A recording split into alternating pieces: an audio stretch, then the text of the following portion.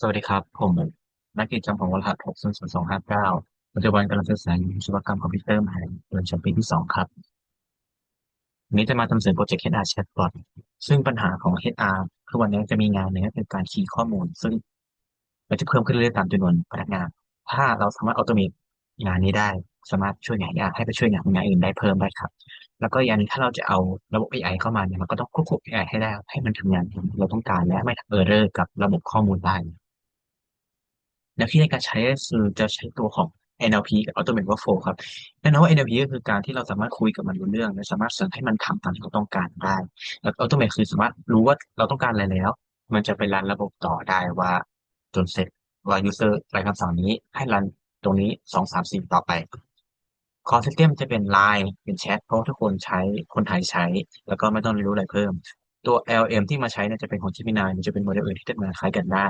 ก็จะเป็น NXN ในการที่เชื่อมระบบหลายๆอย่างเข้าด้วยกันได้ครับ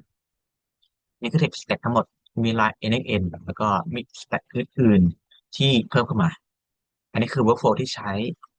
นี่คือคร่าวๆสรุปจาก workflow เมื่อกี้ก็อย่างที่รู้ว่า Line เนี่ยมันต้องเชื่อมผ่านอินเทอร์เน็ตแล้ว NXN เนี่ยรันโปรเจกต์ทุกอย่างอยู่บน local ก็ต้อง forward port ด้วยสวิตช์ของ ngrok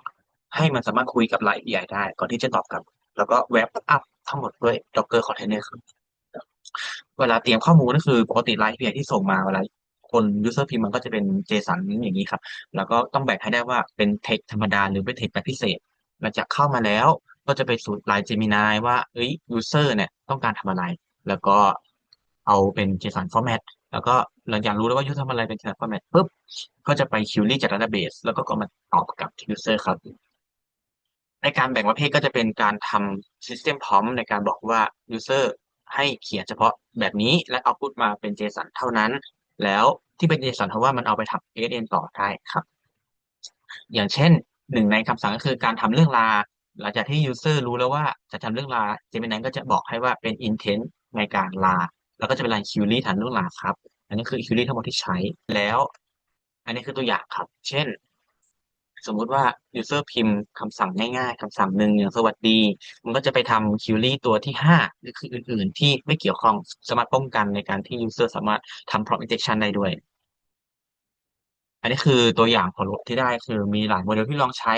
ก็ดีที่สุดลองลงมาก็ใช้ในการทำตัว task นี้ได้ครับนี่คือ database ที่ใช้แล้วก็เป้าหมายที่ทำต่อไปคืออยากจะทำให้ Gemini นอกจากจะแบ่งประเภทได้แล้วเนี่ยอยากให้มันเขียน query เองได้ด้วยก็ต้องป้องกันเรื่อง security ต่อไปว่าไม่ให้มันเข้าถึงข้อมูลสำคัญได้ขอบคุณครับ